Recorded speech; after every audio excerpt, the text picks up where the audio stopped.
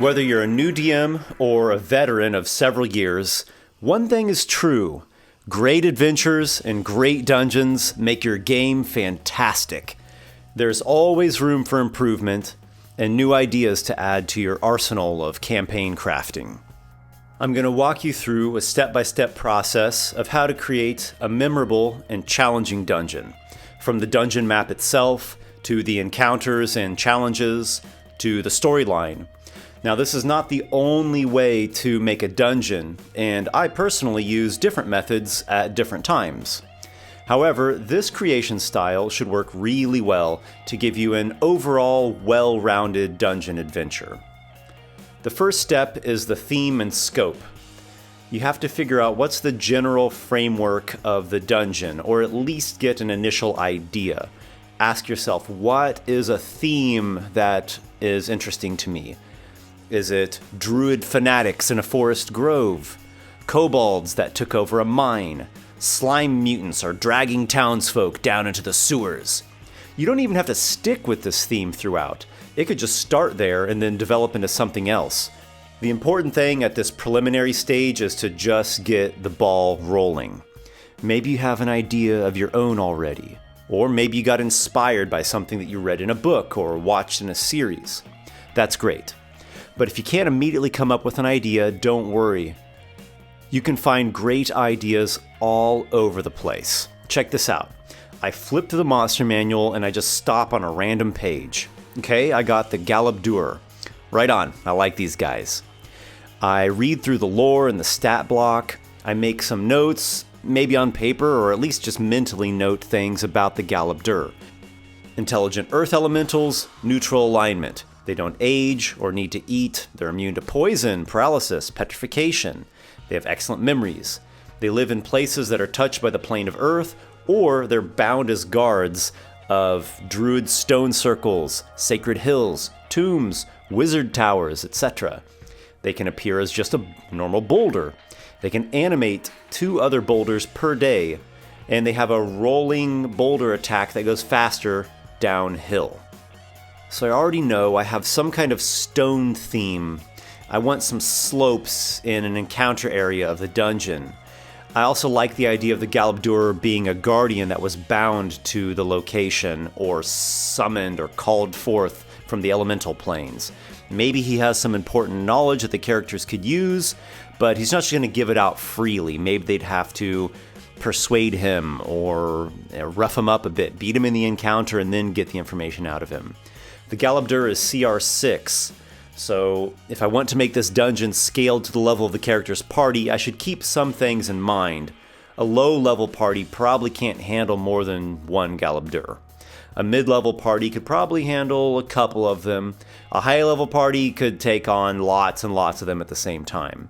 For the sake of this sample dungeon, let's say that the adventurers are a 6th-level party, maybe 4, 5, 6 characters. So what about the scope of the adventure? Is it short? Is it moderate length? Is it a long adventure? Is it an adventure arc that spans multiple sessions and locations? For this, I'm going to do a short to moderate length adventure. I'm thinking 1 difficult, complex combat encounter, along with some other secondary challenges and some story. So here we already have the seed of our dungeon adventure. It's a medium to short adventure with a Galabdur guardian in a stony location. This is only the seed though. I want there to be more than just a fight with a Galabdur. I want an NPC to be involved, to have some interaction with the characters. I want there to be some larger story. That leads us to the second step, plot. This step can really make all the difference between a memorable adventure that has some meaning to it versus a straightforward hack and slash dungeon crawl. Nothing wrong with dungeon crawls, guys, but have at least a bit of story, a little bit of motivation. It gives seasoning to an otherwise meat and potatoes experience. Once again, you might already have a plot idea in mind, maybe something that connects with the storyline that's already in progress in your campaign. But if you don't have a plot concept, or you'd like to look for a randomized idea, you can search for character motivation generators or plot generators online. These can really spark some ideas. For my dungeon here, I like the idea that a wizard created or bound the Galabdur. So I'll think out loud here. I'll just show you what my thought process is like as it comes to me. This NPC wizard is the rival of another spellcaster. He's a rival of one of the characters, one of the spellcasting characters. I want to name him Balthazar. Maybe he wants the same thing that this rival character wants, or maybe the same thing that the whole party wants. Maybe it's an object, a valuable secret. Maybe they're in some kind of competition, or it could be a war. Actually, I like the idea of a long forgotten spell. So I'm getting kind of an elven feel to it. Maybe Balthazar is an elf or a half-elf. I think half-elf sounds good. So this long forgotten spell, we'll call it Mantle of Majesty. It's also known as the Song of the Elven Queen. 3 days from now will mark 1,000 years since the Elven Queen passed away. And esoteric lore says that her spirit will reappear at her favorite grove, and she'll sing a song that reveals the secret location where her spellbook is hidden or buried. So I like the idea that the characters and the NPC wizard Balthazar both know that this event's going to happen. 3 days from now, the ghost of the Elven Queen will sing her song. That's going to give the clue or the direction where her spellbook is buried. So Balthazar is setting up a trick to lure the characters to the wrong location in search of the spellbook. And at this location, he's arranged a false version of himself, like a disguised creature, maybe an illusion that pretends to be him. With the characters distracted and hopefully waylaid, he can then witness the Song of the Elven Queen and learn the true location of her spellbook. Is Balthazar evil? Is this bait dungeon a kind of death trap or a lethal ambush? Or is Balthazar not evil, and the intention of the dungeon is just to distract or delay the characters, maybe trap them there temporarily until he succeeds at his goal? I'm going to go with Balthazar being a scoundrel, trickster, and a dirty rival, but not evil, so maybe a chaotic neutral. He's not out to kill the characters. He just wants to waylay them, trap them for a while. So he won't actually be at the dungeon. He can serve then as an NPC rival, like an ongoing villain or competitor. The Galabdur then, let's see, maybe he's disguised as Balthazar, maybe not. I still like the idea of an illusion of Balthazar at the dungeon. We'll say the Galabdur is like the commander of the dungeon while his master is away. Let's call the Galabdur Akater. So if need be, Akater will fight the characters, but his priority is mainly to delay them, knock them out, lock them up, but not outright murder them. Now, typically, it can be helpful to have an adventure hook. Some groups, however, are so motivated with personal goals that they really don't need much in the way of a hook. If that's your case, congratulations, that's a fantastic thing to have. If not, a hook is a good way to get the characters interested or incentivized to pursue the adventure. The most classic and generic hook is to have an NPC ask the adventurers for help, maybe offer them a reward. In this case, we have this NPC wizard, Balthazar, who's the rival of the characters, or at least the rival of one of the party's spellcasters. So preferably the DM will have introduced him at an earlier point, maybe earlier in the campaign, or at least earlier on, just prior to this adventure. It's not absolutely necessary, but it really can help. So he has the same goal as the party. That creates conflict and tension right there. He's seeking to learn the hidden location of the ancient Elven Queen's spellbook. So he sets up a trick. He arranges for the characters to overhear a secret conversation in which two NPCs discuss the location of this thing that the characters are seeking. The DM can even ask the characters to make a perception check and whoever rolls moderately well hears this setup dialogue. It's all a setup. So let's say that they're trying to find this lost spell, this ancient spell book, and they overhear NPCs quietly talking to each other. Did you bring the payment? Of course. I need that first. How do I know you're not going to take it and run? And incur the wrath of Balthazar? I'm no fool. Very well. Here, take it. Now, tell me. To find the lost song of the Elven Queen, look within Mad Rabbit's Roost. Mad Rabbit's Roost. I know of that hill. Outstanding. My master will be pleased. Give him my regards. It was a pleasure doing business with you. Of course, Balthazar himself could have just orchestrated this conversation using illusory images and sounds. Maybe he uses some other trick. He could have even disguised himself and pretended to be the buyer and the information broker both. He could escape with invisibility or polymorph into a bird and fly away. However he wants to pull off the trick, the characters think they've just overheard important information. They think that this rocky hill called Mad Rabbit's Roost is the location where the spellbook is buried. And so now they think, aha, we're going to get there first before the ghost song in 3 days. We're going to get a jump on Balthazar. Meanwhile, while they're messing around at the dungeon and possibly getting trapped there, Balthazar slips off to that grove and actually witnesses the spirit of the Elven Queen, then pursuing the true destination of her spellbook and learning Majestic Mantle and perhaps other spells that are contained within. So after my brainstorming session, I have a general flow of how the adventure is probably going to go. The party and the NPC Balthazar both want the spellbook of the Elven Queen. In 3 days, the spirit of the Elven Queen will appear in a grove and sing a song that reveals the location where the spellbook is hidden. Balthazar has set up an elaborate ruse to lure the party out of town to his nearby secret lair in Mad Rabbit's Roost. The characters overhear a secret conversation that seems to reveal the location of the Elven Queen's spellbook. A bit ahead of her spirit's appearance, the characters think they've gained a head start on Balthazar, and they travel to this nearby rocky hill. There, he has put in place illusions, guardians, paralyzing poison gas, and magically enforced cells. If the party gets trapped there, Balthazar will go to the grove, hear the elven spirit's song, and then go truly find her spellbook. After a few days, the characters are released from their imprisonment, assuming they did get trapped. The third step is encounter design.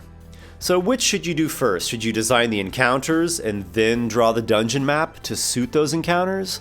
Or should you draw the dungeon map first, then design encounters that fit well into what you drew? Honestly, both ways work good. I'll do the encounter design first in this case. So I know I want one big encounter that's going to be difficult, and then I want some secondary challenges. So let's do that big one first. You can go off of the encounter building guidelines in the Dungeon Master's Guide, or those in Xanathar's Guide to Everything. I actually like those better. There's also some encounter building websites. There's also D&D Beyond with the Encounter Builder. Or you can use none of those tools and just gauge things loosely off of what seems right to you. I'll keep in mind here that we have a 6th level party of characters. There will be Akater, the Galabdur. I'll put also 2 Azers and some hazardous terrain. That's probably due to the slopes and even more so this paralyzing poison gas. I want the Azers to have a bit of magic, so I'm giving them the Create Bonfire cantrip. With this spell, they can ignite the paralyzing poison gas out of braziers and possibly burn characters at a range. This is going to make for quite a strong challenge here, especially considering that these elementals are immune to poison. It's not going to harm them, it's not going to paralyze them like it will to the characters. So we'll figure out some more details and modifications here in a bit, but we already see here the basics of the encounter. This is definitely a hard encounter, maybe treading into the deadly territory. For a secondary challenge, I'm imagining an encounter with vermin or some mucky things. How about oozes? I like oozes. I'll go with a gelatinous cube and 5 gray slimes. That should be a noticeable encounter, but not so difficult. Another secondary challenge, I like the idea of a trap. I already had this theme that Balthazar had a strategy of wanting to trap the characters or imprison them, at least stall them out. So I'm thinking of a dungeon room that traps the characters inside. It lures them in there with an illusion. Then it will have an illusory image or an illusory message that tells them to enjoy their stay. And Balthazar will maybe send someone to let them out in a few days. So we'll call this the illusion prison trap room. Then for a fourth lesser challenge, I'd like something that could carry the characters into those illusion prison trap rooms. I'd like to continue with this theme of stony elemental creatures, so I'll go ahead and modify a pair of giant scorpions. Their strength will be 18, so that's going to give them 2 higher to their attack, damage, and the escape DCs of their claws. Their stingers won't actually deal any poison damage, but instead just impose the poison condition. This will probably be like a medium difficulty encounter. We'll put 2 of these giant stone scorpions. Aside from these encounters, I really like this concept of an illusion of the mage. So it's going to appear as Balthazar at the dungeon entrance. Aha! So the illusion of Balthazar is going to shoot and miss with an ice spell, but it's all an illusion. It's automatically going to miss. It's like programmed that way. But the characters don't know that. They think they've just encountered Balthazar and he's actually attacking them with some spell that could truly hurt them with like a shard or a flung icicle. This will help lure the characters inside. Characters usually take the bait of chasing after enemies that have attacked them and are trying to run away.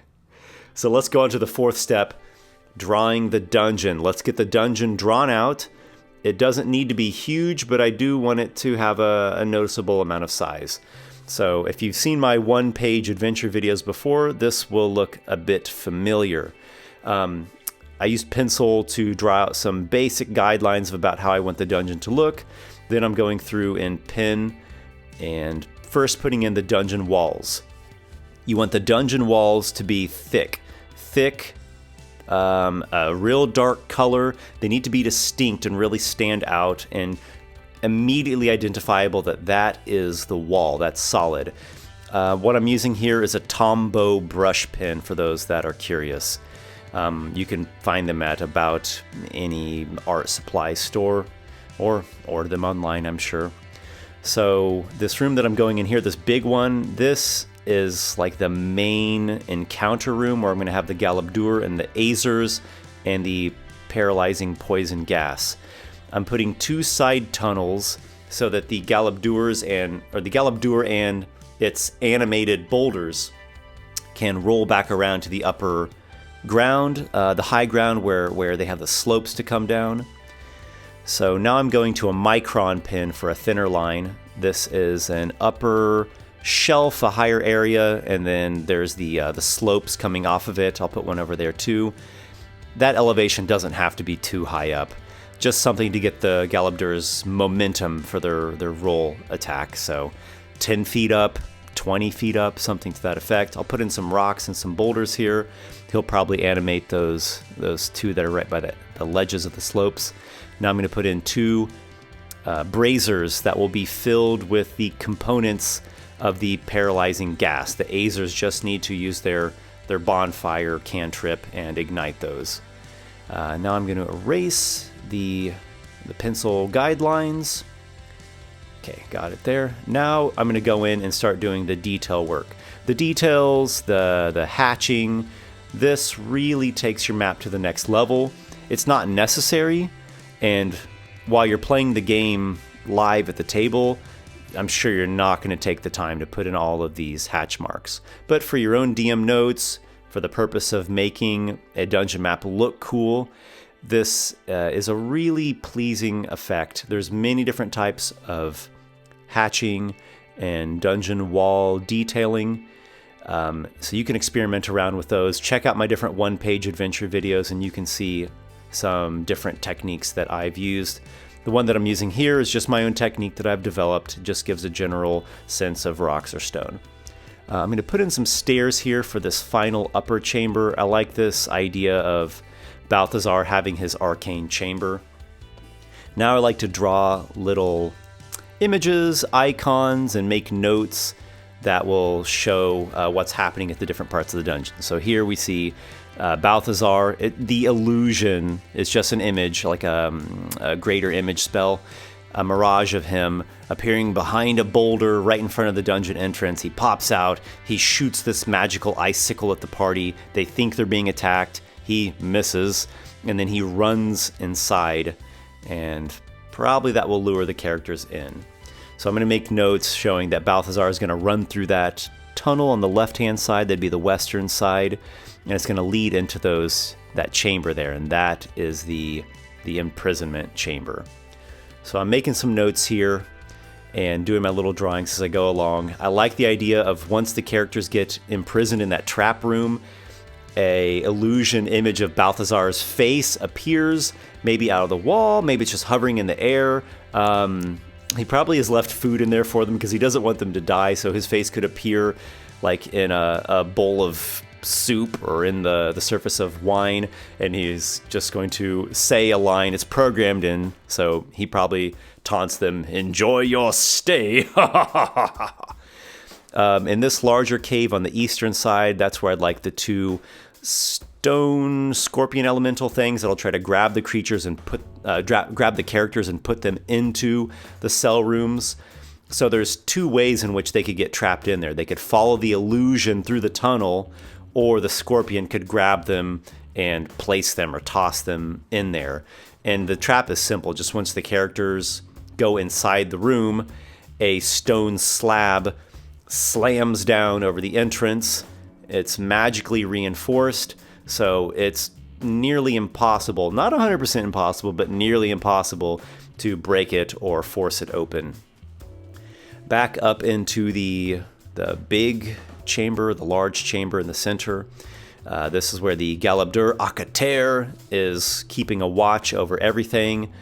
If the players intrude, or rather the characters intrude, he will commence the big combat encounter. He can pummel them himself. He can animate those boulders. He's got the two Azer allies there, which are also our elementals. And the Azers will ignite those braziers. Those will send out a cloud of maybe a 20-foot radius of this paralyzing gas. So characters that start their turn in the gas or enter it for the first time on a turn have to make a Constitution saving throw. Otherwise, they get paralyzed, and then they can probably repeat that save at the end of all their turns.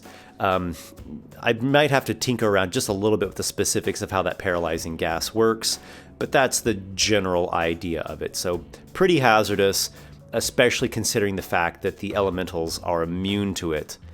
But again, they aren't really trying to kill the characters. They just want to trap them while Balthazar goes off and listens to the song of the Elven Queen's spirit and finds her spellbook. So here are the finalized images for the dungeon map. I added in everything that I thought was necessary, all the key components. It's a pretty full page. It's not overly complicated, but it definitely has a lot going on, a lot of interesting elements and details. Mad Rabbit's Roost.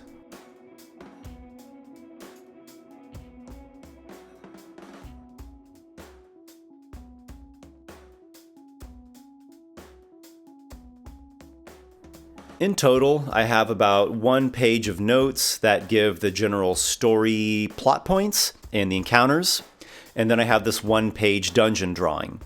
Of course, you don't have to get all fancy with the dungeon drawing like I did.